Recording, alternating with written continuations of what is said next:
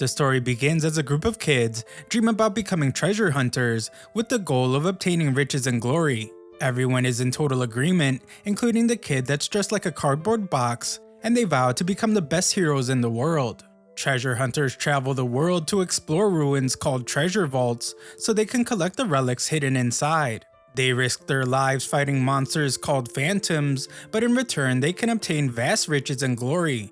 A very highly regarded clan is holding interviews for potential new members, and our protagonist named Cry waits in line. There is a limit to how far a solo hunter can go, so it's vital to join a party if they have their sights on a high goal. Some girl named Ruta introduces herself to Cry because he's the only one around that doesn't look like a creep, but Cry awkwardly doesn't shake her hand.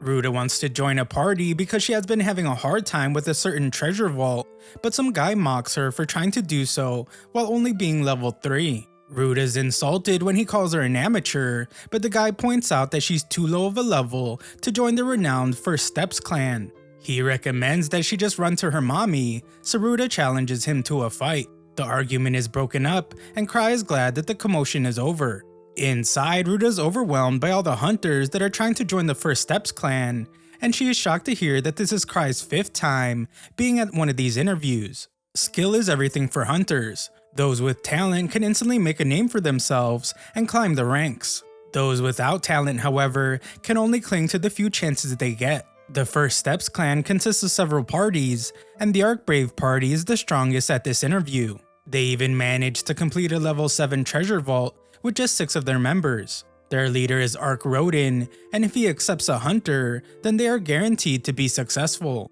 However, as far as Kai knows, the Archbrave has never accepted a new member through one of these interviews. Their table is surrounded by a ton of interviewees, but Ruta wonders why another party only has one single empty chair.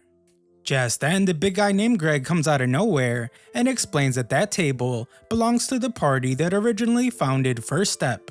They are called the Grievers, and they came to the capital years ago. With their overabundant talent, they made a name for themselves as one of the top parties in the capital. Their full name is the Grieving Souls, and they're actually the party of Cry's childhood friends. This is the first time that the Grievers are accepting new members, and it's the entire reason so many people came out to the event. There is no one at the table though, so it seems like this might have just been a false rumor. One redheaded kid makes his presence known by saying that he has no time for losers, and he demands to know where the Grievers are. He boasts about already being level 4, and he was planning to allow the capital's strongest party to recruit him. Some girl named Tino is stopped from showing this kid his place, but Tino plans to make it quick, just like her sister would do. She wants to teach him a lesson because she deserves to be in Grieving Souls before this kid, but she is reminded that the clan master told her not to make a scene. It's too late as everyone antagonizes them, and they make room for a fight. Tino is eager to get going, but Cry is worried about something, and he tells Ruta to come outside with him. The redhead wants to do some trash talking, but Tino plans to hear what he has to say after she chops his head off, because again, that's what her sister would do.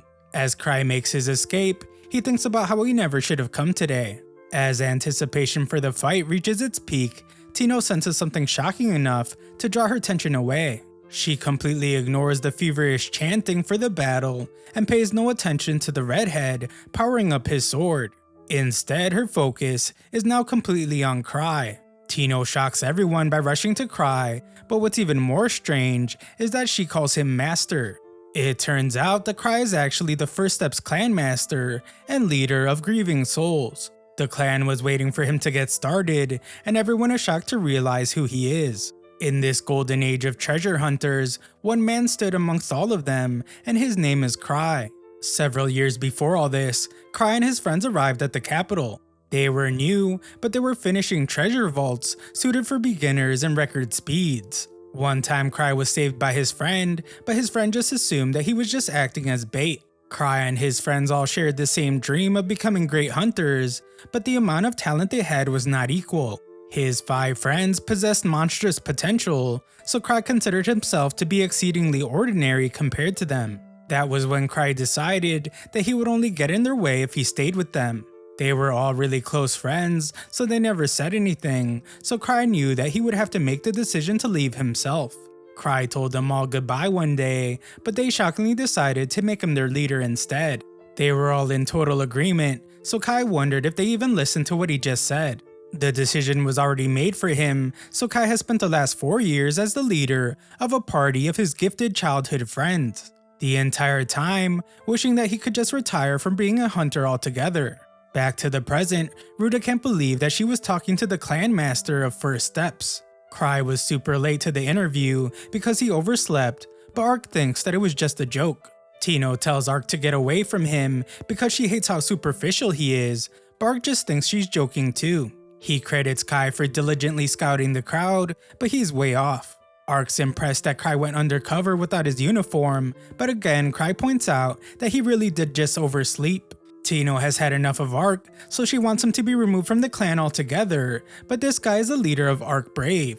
Tino is a solo hunter affiliated with First Steps, and she's an apprentice to Cry's childhood friend named Liz. Cry says that there's no room for new members in the Grieving Souls, but he gets an idea, and he wonders if Ark Brave would take in a new member if he recommended them.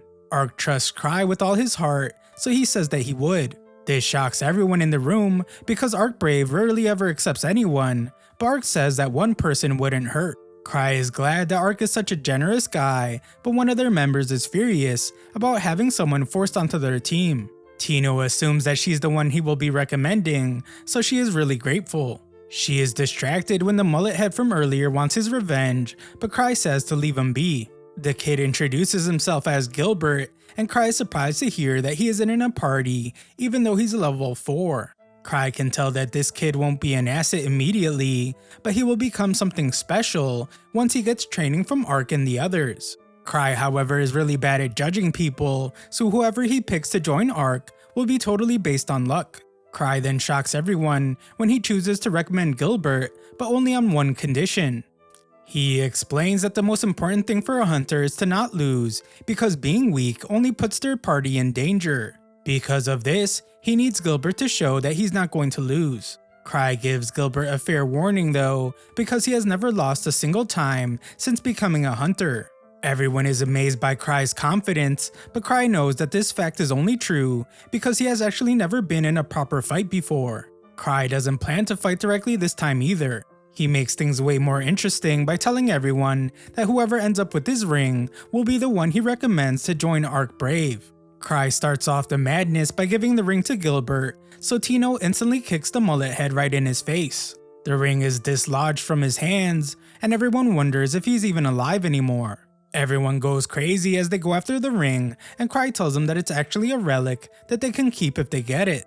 As the chaos intensifies, Cry says goodbye to the two he met earlier and decides to head home. The next day, Cry is told that he made the front page news. He made a huge fight break out, and it ended up with the entire venue getting blown up. The vice clan master is Ava, and Cry tells her to use Ark Brave's funds to pay for the repairs. Ava thinks that Cry depends on Ark way too much, but Cry doesn't think much of it. Ark is a really laid-back guy, so Cry wants him to speak with the Angry Explorers Association for him as well.